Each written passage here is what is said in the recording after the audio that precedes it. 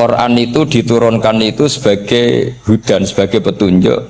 Kedua sebagai bayanan, sebagai penjelas. Dan ini yang saya yakini.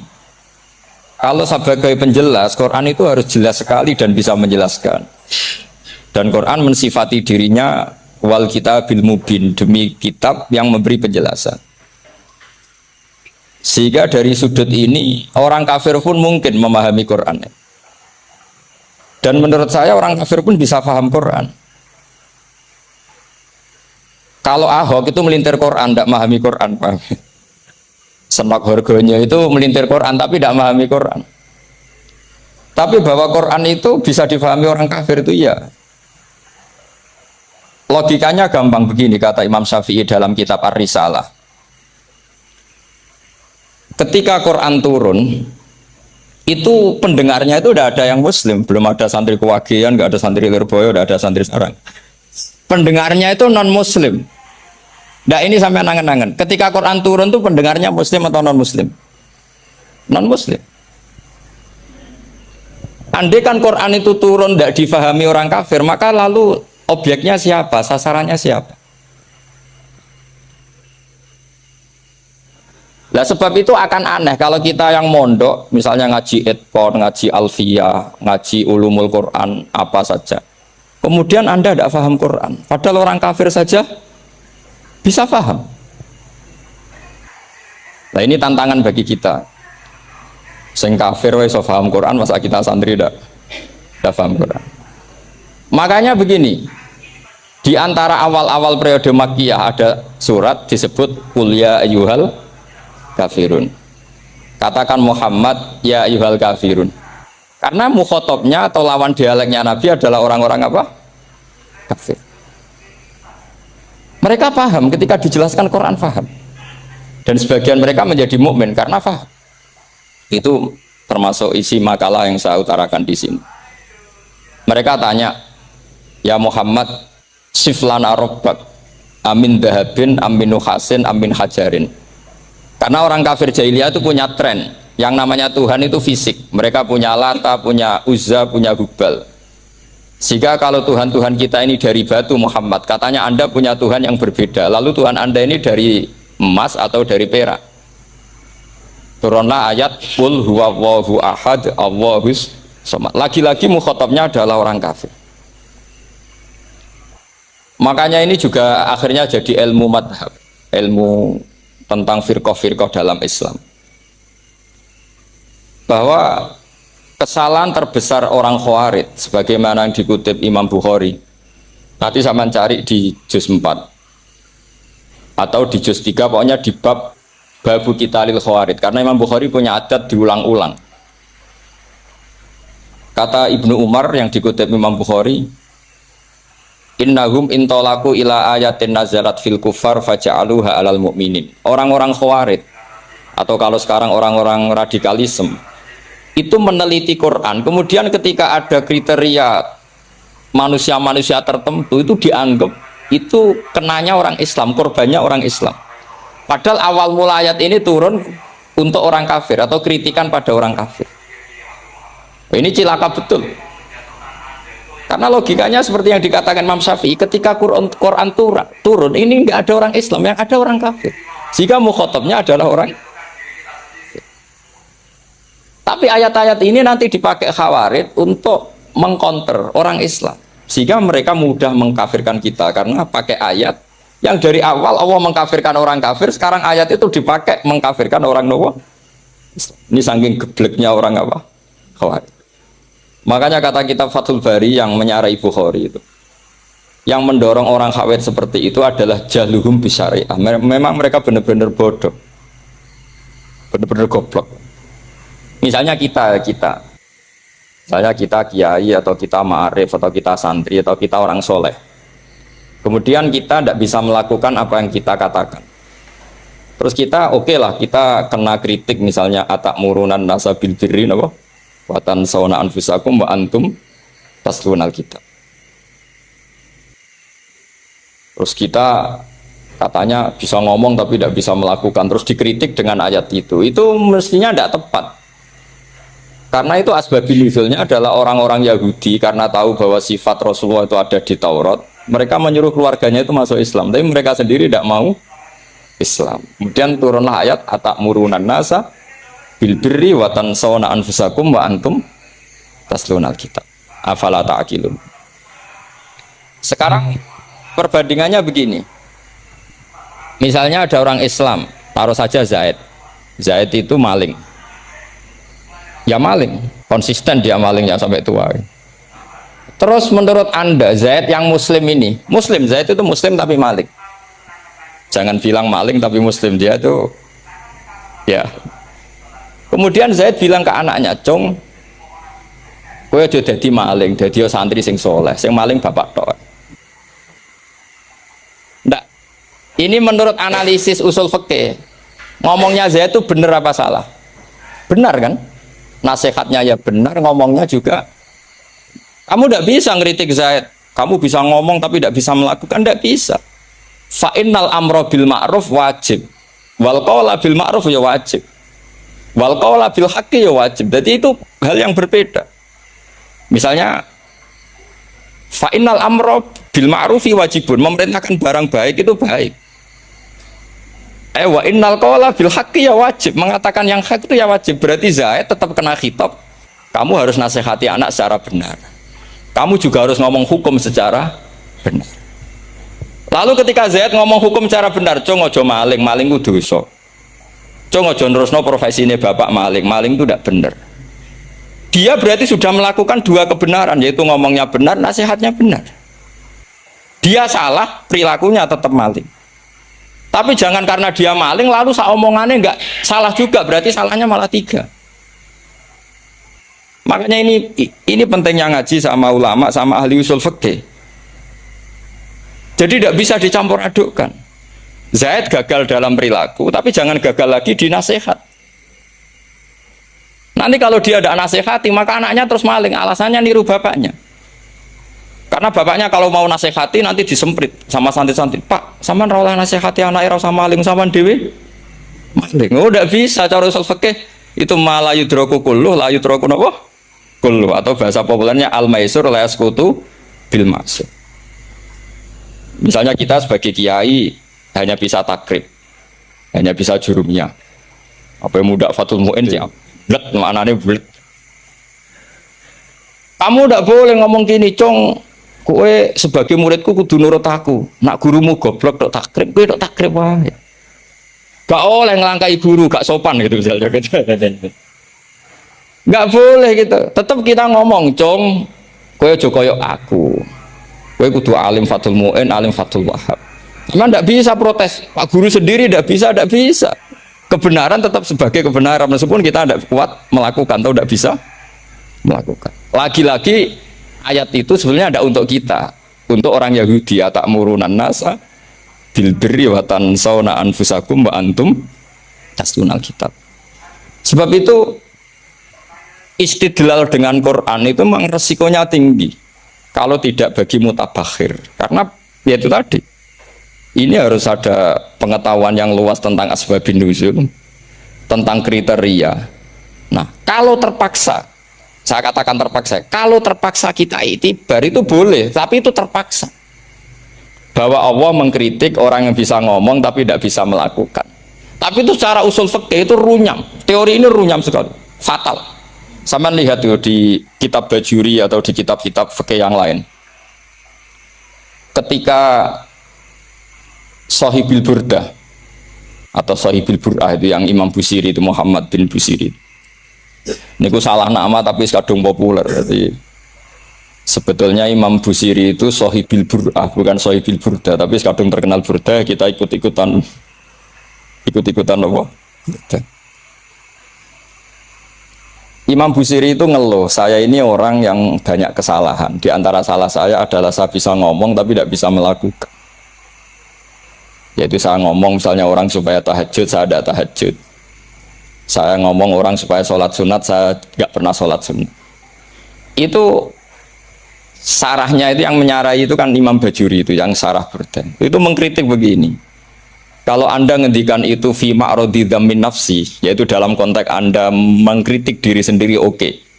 Tapi omongan Anda salah. Karena secara usul fikih fatal. Fatalnya begini. Misalnya saya nggak pernah tahajud. Ya mungkin itu nyata. Mungkin itu nyata. Apakah kemudian saya tidak boleh mengatakan at-tahajjudu sunnatun? Apa saya diwajibkan diam hanya karena saya tidak pernah tahajud, terus saya seorang kiai yang haram mengatakan at-tahajjud sunnatun? Saya harus tetap mengatakan kalau tahajud itu sunnah. Saya kalau punya santri terus saya bilang, "Cung, apa nganggur yo tahajud. Tahajud itu sunat." Karena mengatakan kebaikan pasti bagian dari kebaikan itu sendiri. Makanya kata Imam Bajuri, "Fakaifa yakunul amru bil ma'rufi mazmuman." Bagaimana mungkin sesuatu yang jelas baik karena memerintahkan kebaikan mazmuman menjadi sesuatu yang tercela hanya karena yang mengatakan tidak melakukan. Innal fi'la ya amrun wal hukmu ya amrun akhar. Itu beda. Jangan karena Anda tidak minum teh karena diabetes, terus Anda kalau ada tamu tidak disuguhi teh. Karena saya sendiri tidak minum teh. Wah ya repot kan gitu. Itu lagi-lagi tadi orang Khawarij salah ketika mengartikan ayat yang harusnya objek kritiknya itu orang kafir, kemudian karena Quran lama sekali dibaca orang Islam sampai orang itu lupa kalau Quran awalnya turun diantaranya adalah membenahi akidahnya orang kafir, sehingga korbannya orang Islam. Itu mirip seperti cerita kita ya, santri-santri itu kalau punya musuh itu baca Hizib Nasr. Dulu pengarang Hizib Nasr itu musuhnya orang fasik, sehingga dihizib. Santri ora duwe musuh wong fasik, duwene kancane dhewe, akhirnya kancane yang kena hizib. Nah ini penting saya aturkan ya, sama seperti itu. Lama sekali Quran itu hanya dibaca orang Islam dan komunitasnya Muslim. Akan-akan semua kritikan Quran itu pada orang nopo Islam. Padahal jelas Quran ada kul ya ayyuhal kafir. Jelas mukhatabnya orang kafir. Sabda kata lakum dinukum waliyadin. Nah ini penting kalau aturakan. Makanya kalau melihat itu, Quran jelas bisa difahami orang kafir. Bahkan banyak orang kafir yang menjadi muslim karena faham maknanya apa? Faham maknanya Quran. Itu jelas sekali.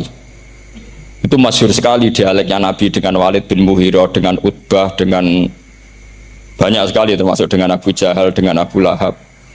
Bahkan orang-orang kafir Quraisy itu menyewa namanya Musailamah Al-Kadzab. Kalau di sini umumnya baca Musailamah apa Musailimah? Trennya di sini. Pakai fathah ya. Oh, itu entah ya, nggak tahu saya yang masalah yang mana itu kan, karena memang kalau dalam ilmu riwayat itu sekali salah baca itu kasus betul, kayak Sa'id bin Musayyab atau Sa'id bin Musayyib itu ketika beliau sugeng itu kalau dipanggil Sa'id bin Musayyab itu marah besar karena maknanya Sa'id al-Musayyab itu yang ditawan. Makanya beliau bilang sayyabatni Irak wa anal Musayyib. Orang Irak mengatakan saya ini ditawan, sebenarnya saya yang menawan mereka.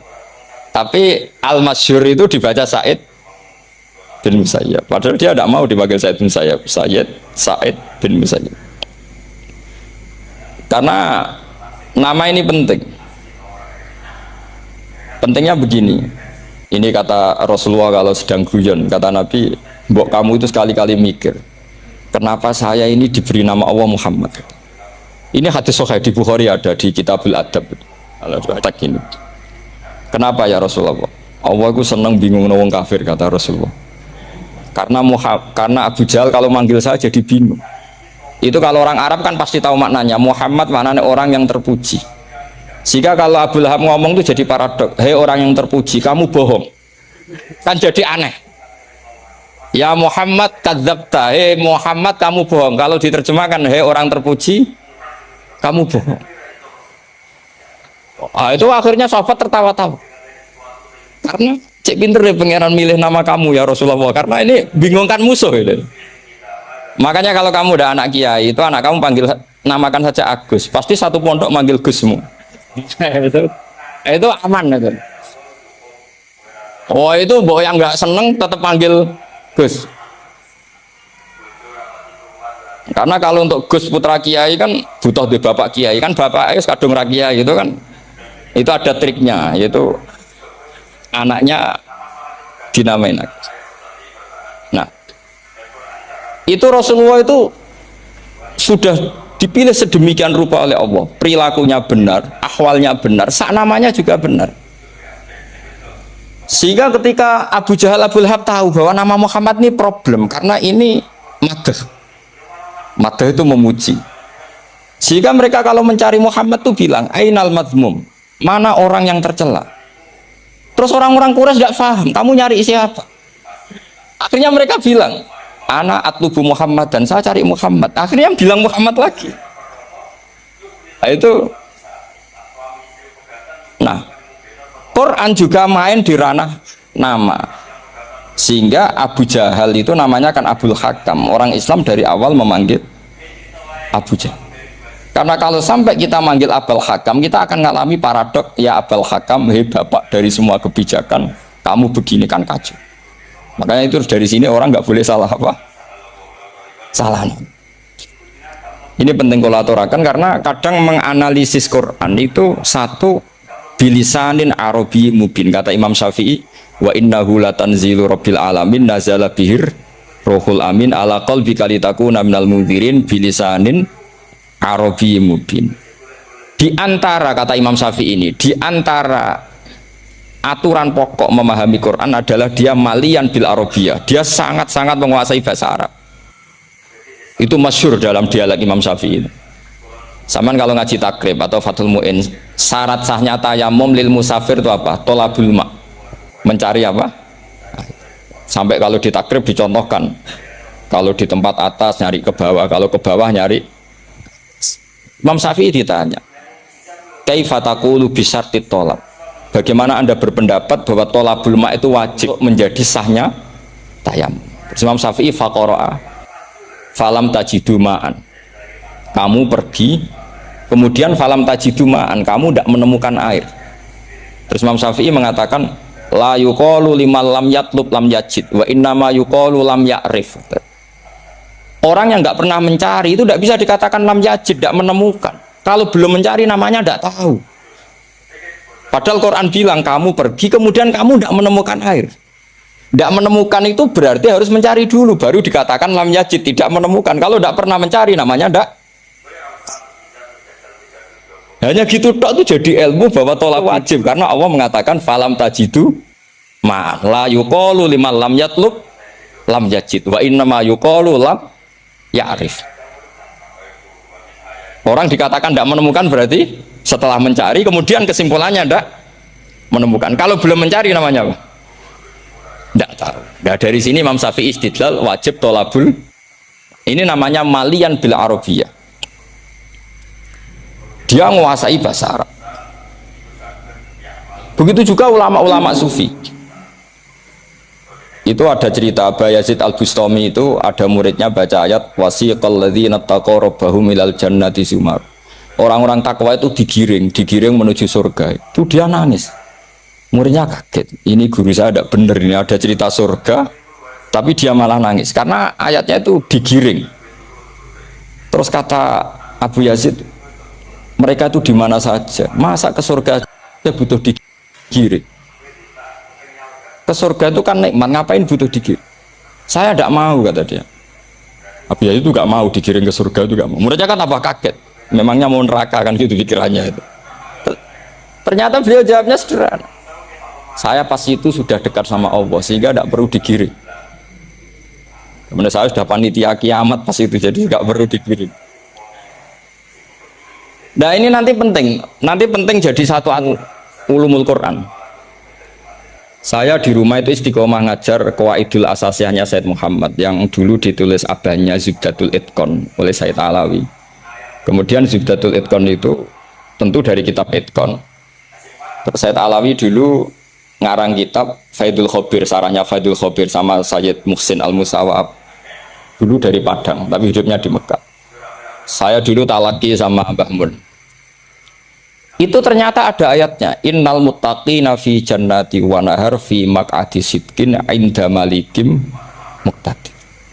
Sekarang sampean saya tanya, Menurut Anda semua orang kena hisab enggak? Enggak, sama jawab saja. Menurut Anda ketika di mahsyar semua orang kena hisab apa enggak?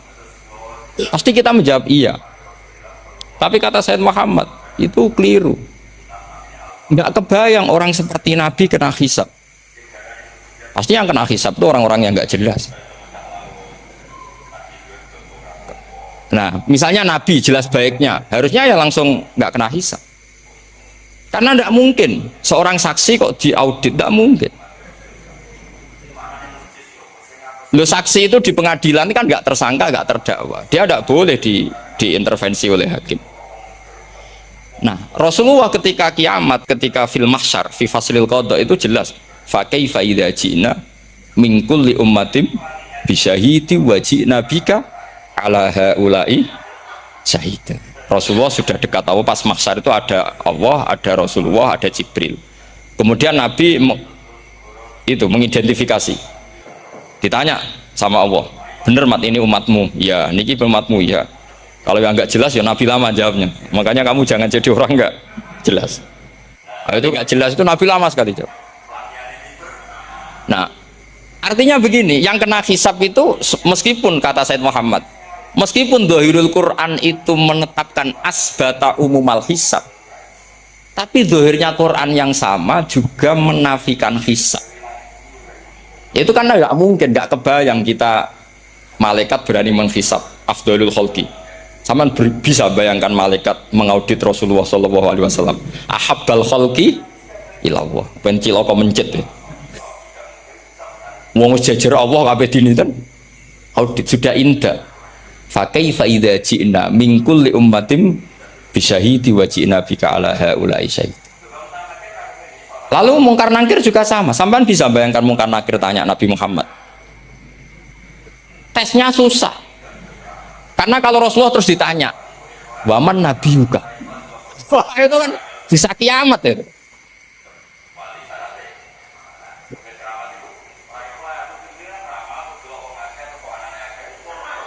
Paham gak?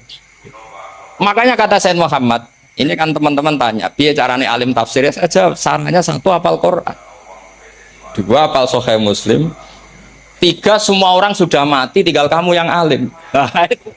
Oh itu mesti aman itu.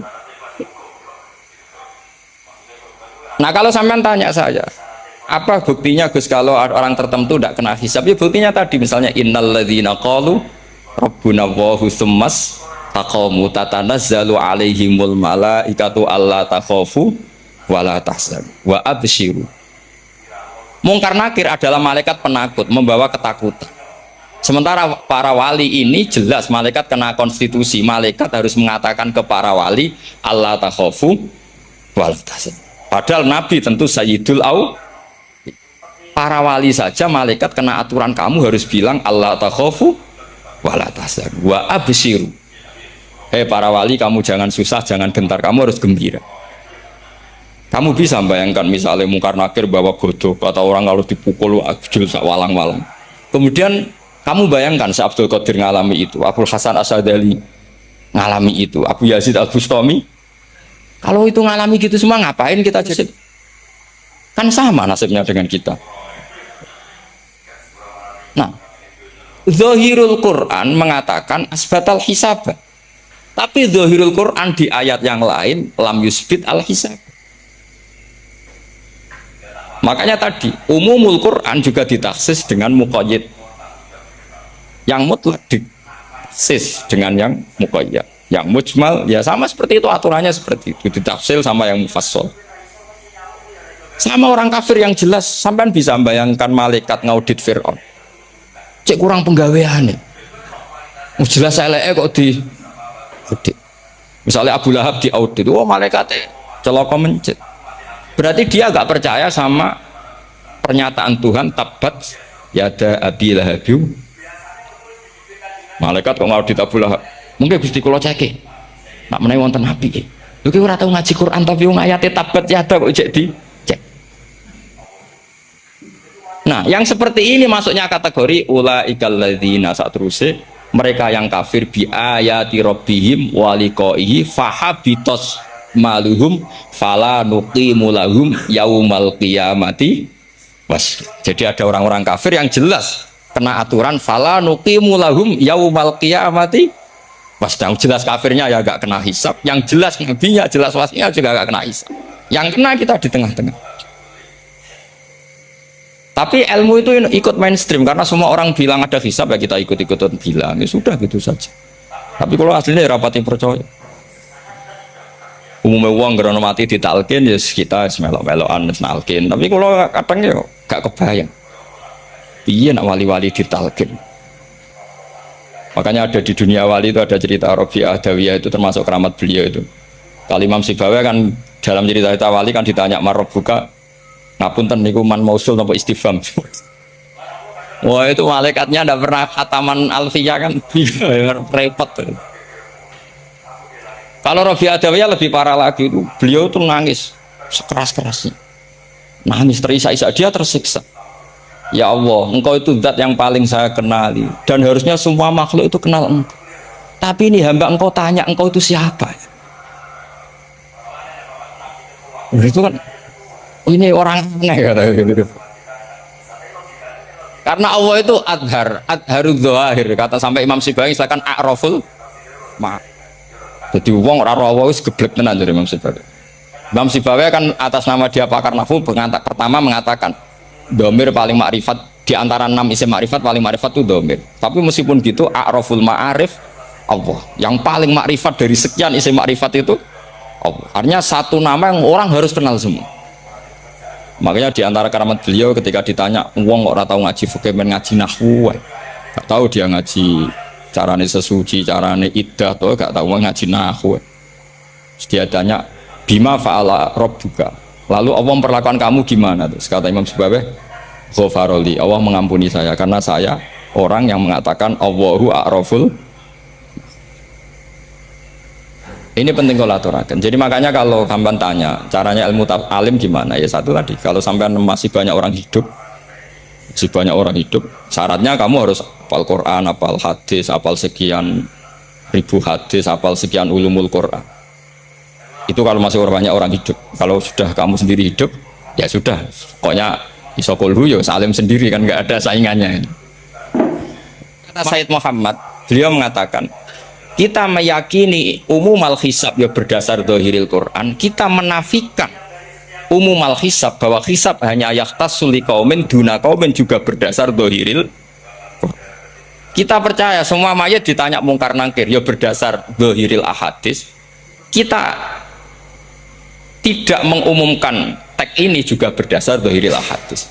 Karena malaikat mungkar nakir juga malaikat. Berarti dia kena aturan kalau ketemu para wali Allah takhafu wala.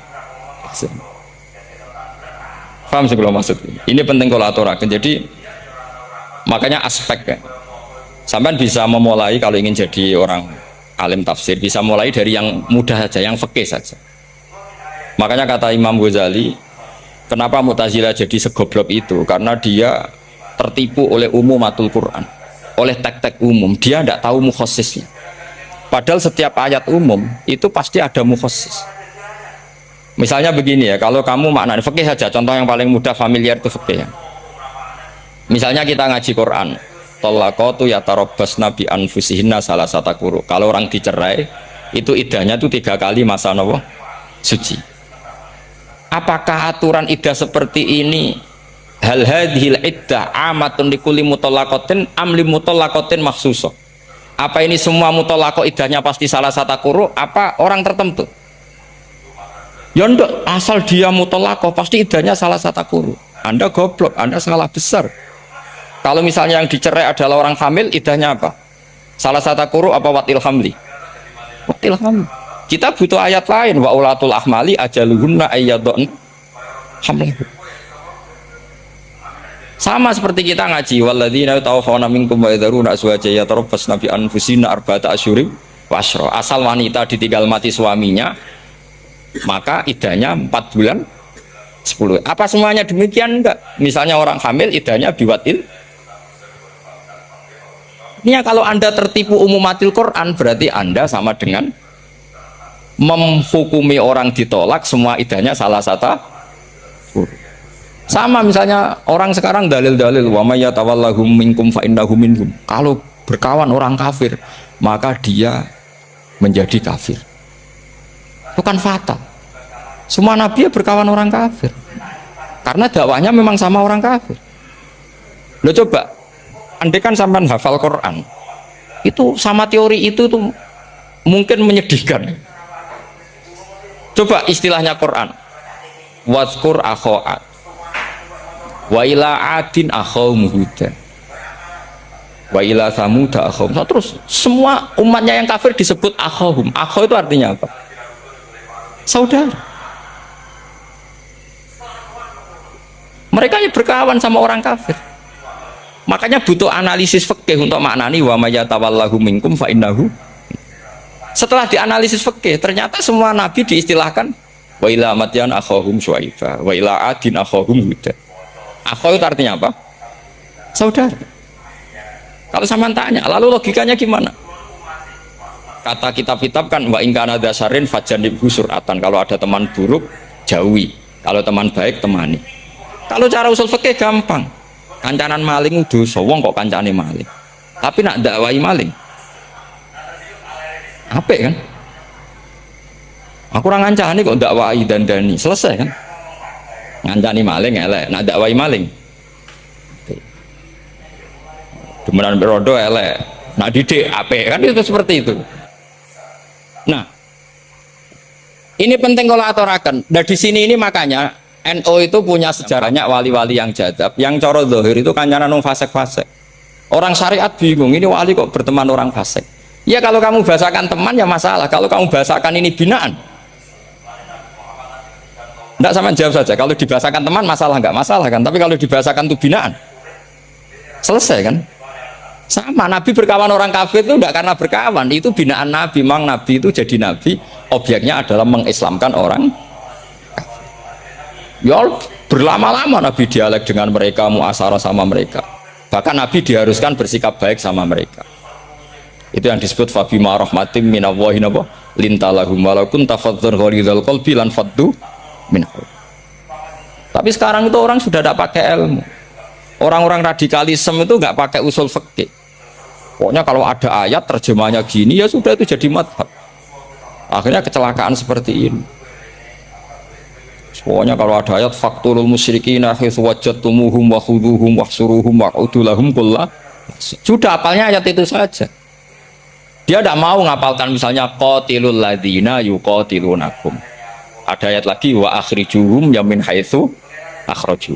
Sehingga ulama kita membagi kafir itu ada harbi, kita musuhi, ada zimmi, ada muahad, ada musta'man. Itu ulama, udah semua orang kafir itu harbi. Tidak semuanya dhimmi, tidak semuanya mu'ahad, tidak semuanya musta'man. Kalau harbi oke, kita perang, kalau dhimmi ya kita bina. Kalau mu'ahad ya sesuai perjanjian kita, kompensasinya apa, MOU-nya kayak apa. Tapi apalnya mereka ayat satu tema.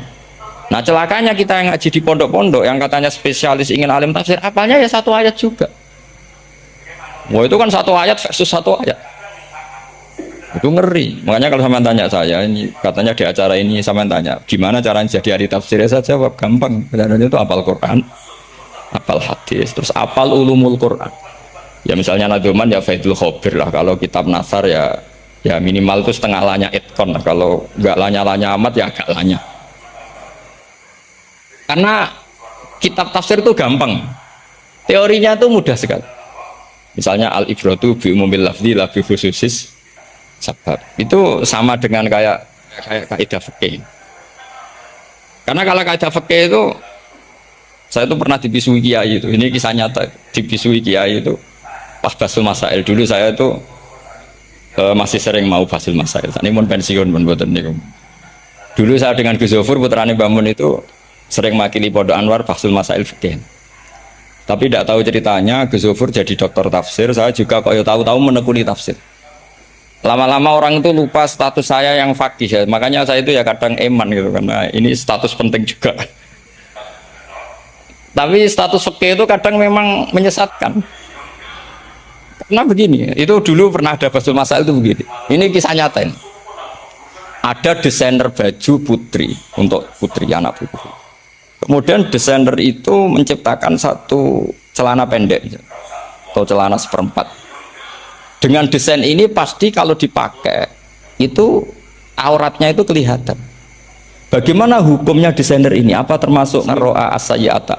Karena terjadi kasfil aurat. Apa enggak? Rata-rata kalau kiai yang khusyuk-khusyuk, yang sepuh-sepuh, desainer itu dosa. Gara-gara tren pakaian ini wong wedok buka aurat.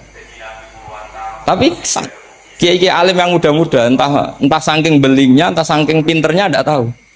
Bilang begini, Pak Yai, yang didesain apa? Ya celana itu. Lalu celana itu fungsinya nutupi apa buka aurat? Ya nutupi. Lu kan lumayan urun nutupi. Kalau haram ya dicopot, lu kan malah parah. Bingung kayaknya. Sampai bilang gini, wah semuanya. Itu kan makanya ini guyon ilmiah. Repotnya ngadepi orang alim muda itu kan mbok gedingi ku ilmiah, mbok senengi fasik.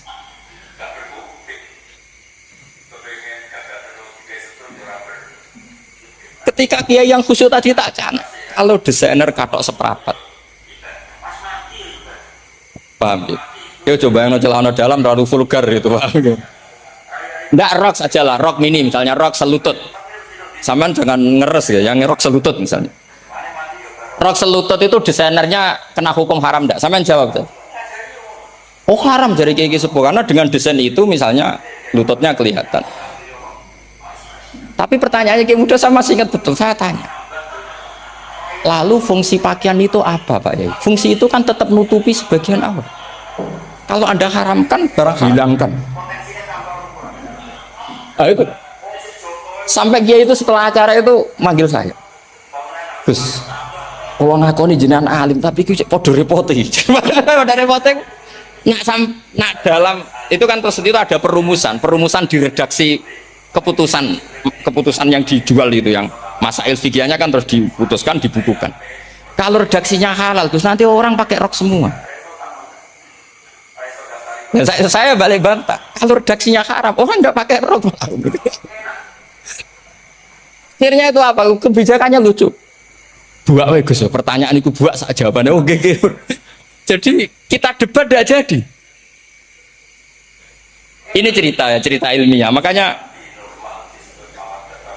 sama tidak wajib anut saya. Saya ini terlalu ilmiah, jadi tidak baik untuk kehidupan kesalian kurang baik. Jadi ini, tapi ini ilmu. Tetap kaidahnya fikih ma la yudraku kullu la yudraku kullu. Jangan kalau tidak bisa nutupi aurat semua, lalu jangan sama sekali. Lungki kan kaidahnya kan gitu, ma la yudraku kullu. Misalnya Anda punya tetangga nggak mau pakai jilbab, nggak mau pakai pakaian muslim, kamu tidak boleh bilang munisan raklambinan, tidak bisa. Malayu trokukulu layut napa malayu trokukulu nu layut troku napa. Makanya ini kita harus hati-hati. Nah bayangkan sekarang orang meneliti Quran itu yutrokukulu. Mestinya kalau Anda meneliti radikalisme, ayat yang terkait radikalisme diteliti semua. Ternyata di surat Taubat yang disebut suratus Saf yang bahkan haram baca bismillah, itu ada ayat wa in ahadum minal musyrikin nastajaraka fa'ajirhu hatta yasma'a kalamullah summa ablighu ma'mana. Muhammad, kalau ada orang kafir mau belajar Quran sama kamu ya harus kamu pelajari hatta yasma'a kalamullah. Setelah mereka mau belajar ya ablighu ma'mana summa ablighu ma'mana, kamu harus menjamin keamanan. Itu di surat Taubat termasuk akhiru suratin nazalat, gak mungkin terjadi mansukh. Tapi orang-orang ekstremis selalu pakai faqatulul musyrikin haitsu, hafalan itu terus. Yang orang liberal yang menaparin la ikraha fiddin. Ya sudah seperti itu. Sing orang-orang tegas ora tau nahi mungkar, ya ma arsalnaka ila rahmal alamin. Ngono terus. Yang kelompok tukang nahi mungkar ya ayatnya sampai nahi. Saya tuh heran, kenapa mereka punya masalah dengan hafalan kayaknya. Kenapa sih?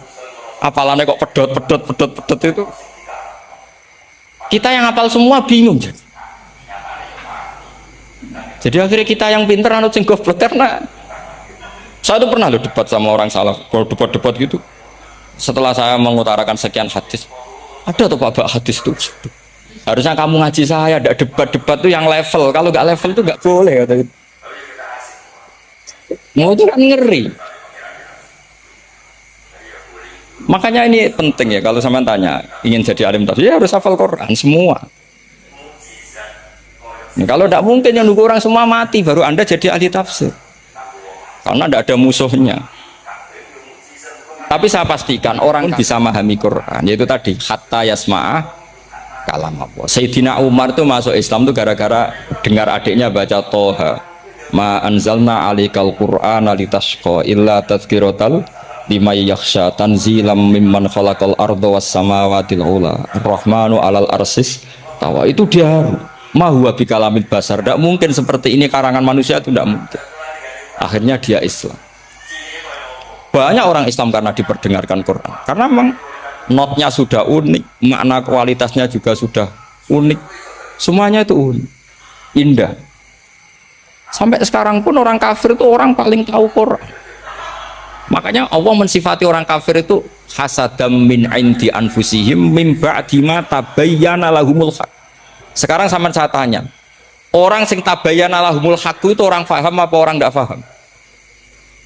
Mereka orang kafir itu mengingkari Quran, padahal min ba'di ma tabayyana lahumul haq, setelah kebenaran nyata bagi mereka. Nyata bagi mereka artinya orang kafir paham atau tidak paham? Paham. Cuma mereka punya penyakit hasadam min indi anfusihim. Mereka juga kalau ada ayat tentang ahkam yang memberatkan, i'ti bi Qur'anin ghairi hada au badil. Muhammad harusnya jangan tema itu yang diangkat, buat cari Quran yang lain yang enggak tema itu. Mereka sampai memilih tema itu karena paham apa karena tidak paham? Karena paham. Makanya di makalah saya pastikan ngaji tafsir itu gampang, karena orang kafir pun bisa. Kalau kasus Ahok itu bukan paham itu melintir, beda. Paham sama melintir itu beda. Itu diterjemah Kemenang itu jangan mengangkat kawan orang Islam, bukan mengangkat pemimpin. Ya likanya emang kalau ngangkat teman saja tidak boleh, apalagi ngangkat pemimpin. Fatal mana berteman sama orang salah sama ngangkat. Saman kancanan maling ini apik nak menawa nang andani terus ngangkat, "Hei maling ke pimpinanku." Parah mana? Parah mana? Artinya sama saja ketika diterjemah jangan ngangkat teman. Sebetulnya ngangkat pemimpin lebih fatal. Itu kan mafhum awlawiyah, itu kan normal saja. Itu di Quran biasa, misalnya innalladzina ya'kuluna amwalal yatama dzulman. Orang yang makan hartanya anak yatim secara zalim. Kamu bilang, "Gus, saya tidak makan kok, sepeda motornya tak jual." Yang diharamkan kan makan. Wah, ya sarap kalau gitu. Maknanya begini, memakan harta anak yatim artinya ifsad. Ifsad itu nak ngono ikhraq, membakar atau mencuri sama dengan makan. Bal asad, malah kan lebih apa? Lebih apa? Dasar. Jadi yakuluna di situ tuh ba'dul amsilah, sebagian contoh min wujuhil ifsad atau min wujuhil ihlak. Jangan kok karena ayatnya makan, oh yang haram tuh makan, kalau nyuri gak apa-apa. Wayafat. Itu kan sama dengan santri geblek dikandani kiai ini, "Cung, kowe mbek bojomu jogeman naboi." Suatu saat istrinya lapor lagi, "Pak Yai sekarang tidak naboi tapi nyadui." Karena naboi itu pakai tangan. Pertama dilaporkan kiainya, "Pak Yai, suami saya itu sering memukulin saya pakai tangan gini. Cung jogeman naboi bojomu." "Nggih Pak Yai, siap." Suatu saat istrinya lapor, tetap benjut, "Kenapa? Kalau nak ini disadui." Kepikirannya, sing haram nabok, nak nyaduk salah. Wah, itu kan ngajak goblok bareng. Nah, masalahnya di usul fikih kasusnya seperti itu. Makanya saya ini kadang ya maliki sekali. Kadang saya itu maliki sekali. Kadang ya. Misalnya begini, saya beri contoh. Ini yang kisah nyata ya. Ada seorang Arabi datang ke Rasulullah. Ya, tadi kan teman-teman minta juga ilmu hadis ya. Ini satu paket saja. Itu tadi nanti kalau sampean kasih alim itu sudah ada urusan saya tadi. Nunggu orang mati banyak tadi itu. Kalau nggak usah nunggu orang mati, sarannya tadi apal tadi. "Ya Rasulullah, ahlak tuh. Saya ini orang yang rusak. Wama ahlakaka. Lalu yang bikin rusak kamu apa?" "Qol waqatu imro'ati fi nahari Ramadan." Saya menjima istri saya ketika masih siang. Fi nahari Ramadan, siang Ramadan. Walhasil Nabi tidak menyuruh hanya kodok, tapi menyuruh kafaroh. Kafarohnya itu merdekakan budak atau memberi makan 60 orang miskin atau puasa berapa? Puasa 60 hari. atau urut memerdekakan budak atau puasa 60 hari atau memberi makan sitina miskin. Oke, kita sepakat ya hadis itu sahih dan diulang-ulang oleh ashabus sunan. Oke, riwayatnya nggak masalah. Sekarang kita analisis maknanya. Sekarang sampean saya tanya, kalau anda misalnya sekarang jam berapa ini, misalnya sekarang jam 9 kurang seperempat Ramadan, terus anda rokok atau anda ngopi, kepengen ngopi terus ngopi tanpa udhrin syar'iyin, anda hanya wajib qadha apa bayar kafarah? Tidak, sampean jawab. Rata-rata kiai kita, oh mau wajib qadha Gus karena gak jima. Sing seru kafarah itu nak jima. Kan ngombe kopi be jima beda. Pertanyaannya tuh lucu, ini naik secara fikih masalahnya begini. Jima bojo itu tidak zina. Jima bojo itu zina apa enggak? Enggak. Berarti dengan makan bedanya apa? Sama kan? Sama-sama amrun mubah. Sesuatu yang boleh. Kenapa hukumannya berat? Makanya kata Imam Malik, enggak itu nilainya. Nilainya adalah hadku hurmati Ramadan bi ghairi udhrin syar'iyyin. Makanya kata Imam Malik, siapapun yang makan fina hari Ramadan, apapun fina hari Ramadan bi ghairi udhrin syar'iyyin, maka hukumnya sama dengan jima fina hari Ramadan. Karena sama-sama ihlak ifsad hurmata Ramadan bi ghairi udhrin syar'iyyin. Benda ini ilmiah. Kamu udah harus cocok, tapi otak kamu harus percaya. Loh iya kan beda kan? Saya secara nafsu udah cocok, cek berarti. Tapi ilmiah saya setuju. Kalau Kiai Kandani itu kan pasti pakai badul amsilah, kan nggak mungkin semua contoh disebut. Cong penak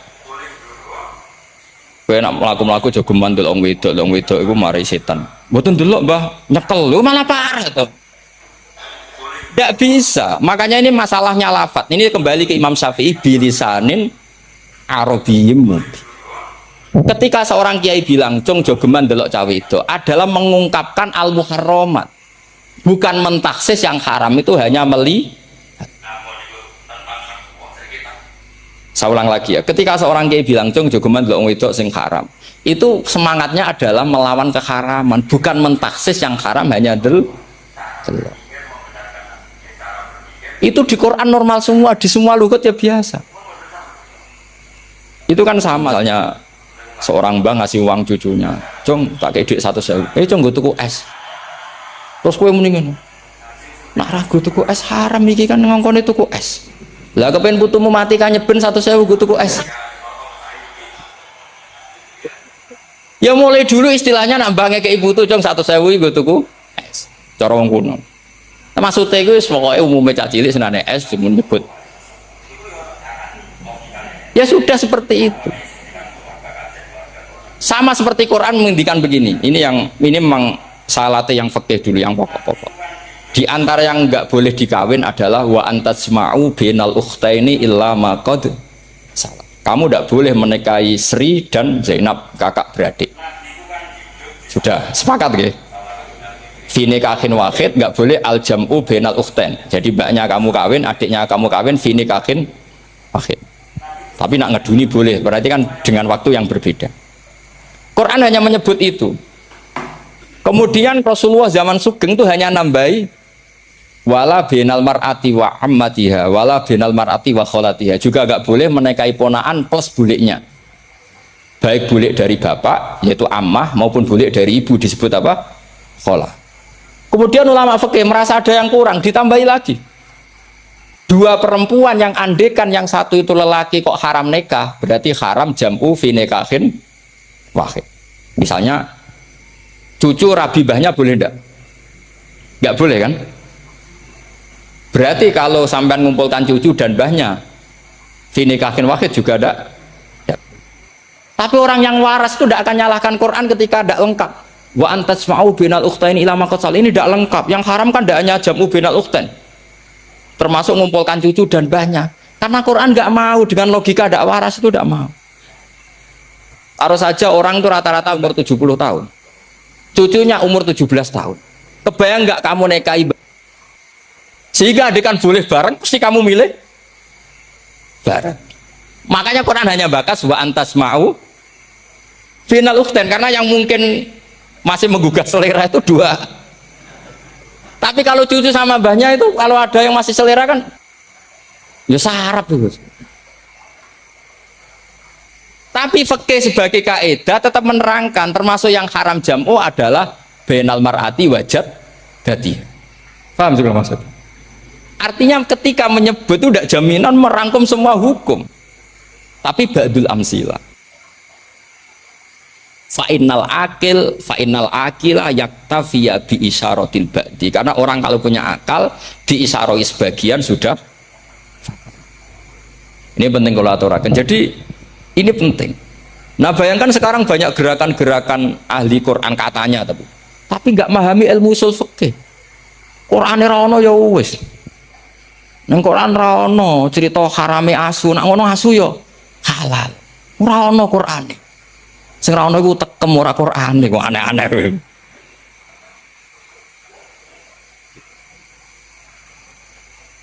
Itu kan sama terus sampean misalnya tadi jam 09.00 Ramadan tambah uzurin syariyin terus mangan mie rokokan.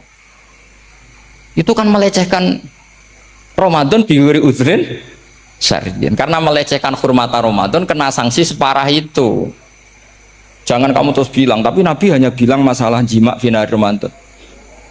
Jima istri itu hukumnya itu tidak zina, hukumnya itu mubah sama dengan makan.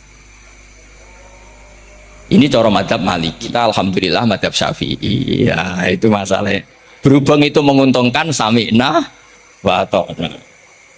Nah, itu. Tapi saya sendiri dalam konteks ini, saya itu ya sangat-sangat Syafi'iyah, sangat-sangat Syafi'iyah. Dalam banyak hal sangat-sangat Syafi'iyah. Tapi dalam banyak hal kadang-kadang saya ya Maliki. Nah, itu kan kalau sama tanya kenapa gitu, ya hikmahnya baca banyak saja. Karena yang Syafi'i itu ya karena bacanya hanya Syafi'i. Itu bukan fanatik, itu keterbatasan. Itu beda, ada itu namanya enggak fanatik, itu keterbatasan. Itu beda sekali.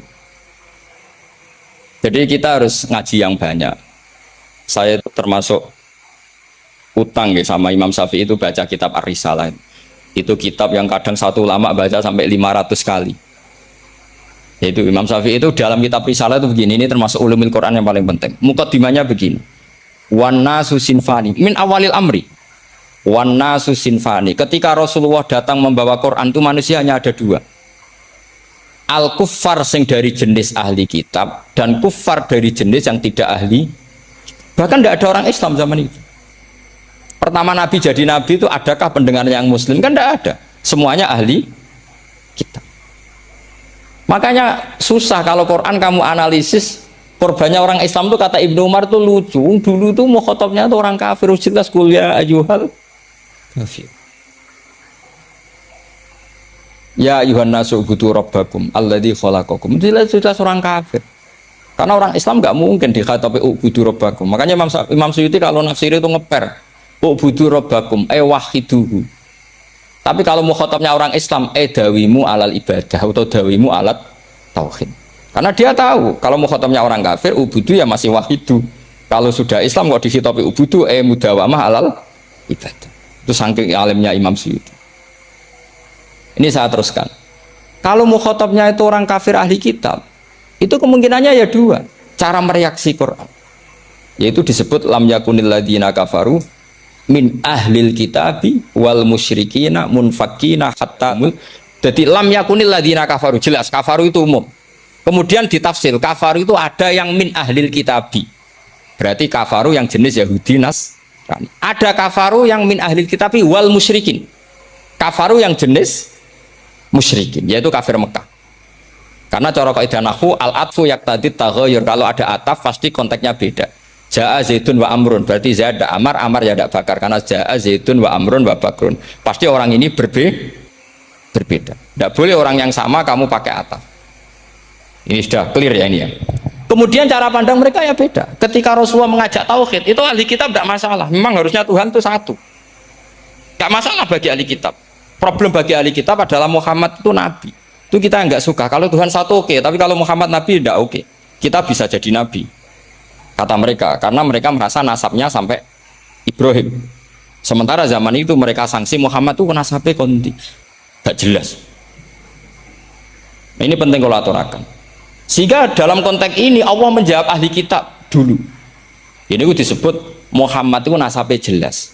Ini itu fihi ayatum bayinatum maqamu Ibrahim. Ini saya dengarin. Ibrahim itu jelas pernah ke Mekah. Bukti Ibrahim pernah ke Mekah adalah jejak kaki Ibrahim di makam apa? Makam mereka artinya buatan kuburan, buatan jejak kaki Ibrahim ketika bangun Ka'bah. Fihi ayatum bayinatum maqamu Ibrahim. Kalau Ibrahim pernah di Mekah, artinya beliau pernah nikah di Mekah. Paling tidak punya dzurriyyah di Mekah. Jadi Ismail dibawa ke Mekah. Jelas ayatnya wa idh yarfa'u Ibrahimul qawaida minal baiti wa Ismail. Ini dengarin kan? Sebab itu saking alimnya berjanji itu beliau tahu betul masalah utama Rasulullah Muhammad adalah disangsikan. Sebab itu kitab berjanji pertama cerita. Setelah dia alhamdulillah macam-macam awal manab tadi saat terus dia bilang wa ba'du fa'aqul huwa Muhammad bin Abdullah bin Abdul Muttalib. Saat terus ya wa ba'du huwa Muhammad bin Abdullah bin Abdul Muttalib wasmu syaibatul hamdi khumitat khisaluhus saniyah. Saat terus Ibnu Qusayn, saat terus sumiyya bi Qusayn litaqasi fi biladi qudu'atal qasiyah. Karena dia tahu yang masalah bagi Rasulullah itu adalah masalah nasab bagi mereka yang kafir. Terus beliau ngendikan ditutup wa adnanu bila raibin indadawil ulumin nasabiyah ila dhabihi Ismail nisbatuhu wa jelas saya Adnan itu pasti puter cucu-cucunya Nabi Ismail. Karena orang Yahudi yang di soal Muhammad itu kamu itu siapa kok tahu-tahu Nabi? Kamu orang Arab itu tidak pernah ada Nabi. Yang Nabi itu normalnya orang Israel, yaitu turunan Yahudi karena Yahuda bin Yakub bin Ishak bin Ibrahim. Akhirnya Allah membuktikan fihi ayatum bayinatum maqami. Bukti kalau Ibrahim pernah di Mekah adalah jejak kakinya di Mekah, itu dekat Ka'bah. Ini jawaban Allah yang tentang ahli kitab karena sudah jelimet. Ada ilmu ansab, ada ilmu nasab, ada polemik kitab samawi. Kalau kafir Mekah ini goblok-goblok. Ketika Rasulullah pakai teori tauhid, orang kafir Mekah itu saking gobloknya bilang gini, Muhammad, kita ini urusannya banyak, utang kita banyak, kasus saya banyak. Kok Tuhannya satu itu tidak cukup? Yaitu mereka mengatakan aja'alal alihata ilahau wahida inna hadza la syai'un ujab. Bagaimana Tuhan hanya satu? Urusan kita banyak, masalah kita banyak. Tuhan nggak boleh satu, harus banyak. Sejumlah urusan kita. Ada KB Tuhan macam-macam lah. Ada Tuhan kredit, Tuhan kas macam-macam lah kan. Sesuai sebanyak urusan kita. Mereka tanya aja'alal alihata ilahau wahida. Masa Tuhan satu? Inna hadza la syai'un ujab. Ini aneh. Tapi Rasulullah dengan sabarnya. Kalau yang seperti ini Allah menjelaskannya beda dengan yang pertama karena tadi orang kafir itu bisa min ahlil kitab, bisa wal musyrikin. Lam yakunil ladzina kafaru min ahlil kitab. Ada yang wal musyrik.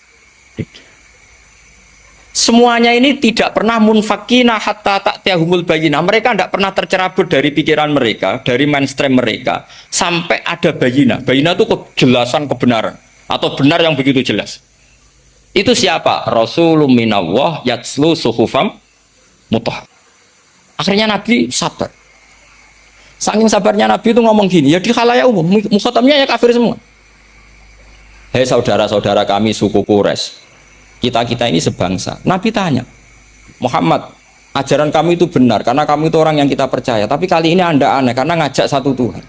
Itu tidak mungkin. Urusan kita banyak, satu Tuhan enggak mungkin. Tuhan harus banyak. Kita punya 3 aja kurang banyak kan, banyak punya Lata, Uzza, Hubal. Rasulullah dengan sabarnya ngendikan gini, hei kaumku, kalau kamu jadi pembantu, jadi buruh, senang mana punya majikan banyak sama majikan satu. Kalau majikannya banyak, itu perintahnya beda-beda. Seleranya, semua harus kamu lakoni, semua harus kamu taklui karena kamu harus nurut. Wah ya repot mat kalau di majikan banyak, ngerepoti mesti. Rasulullah tinggal nimpali, Tuhan kamu itu majikan kamu. Kalau Tuhannya banyak, perintahnya ya banyak. Seleranya beda-beda. Kamu bingung nggak? Wah ya bingung. Ya udahlah, satu aja. Hanya mereka masuk Islam. Nah itu disebut Nabi itu fatona, punya kecerdasan artikulatif. Kalau menjelaskan itu masuk akal.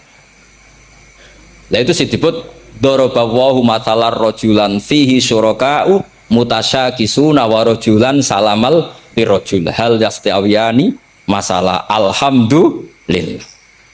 Nah ini penting. Allah membuat satu perumpamaan, bagaimana ada satu pembantu yang punya majikan banyak, yang berbeda-beda seleranya, berbeda-beda perintahnya. Dengan kalau hanya satu majikan. Apakah sama? Mereka jawab, tidak sama, enak punya satu majikan. Begitulah Tuhan kamu harusnya satu.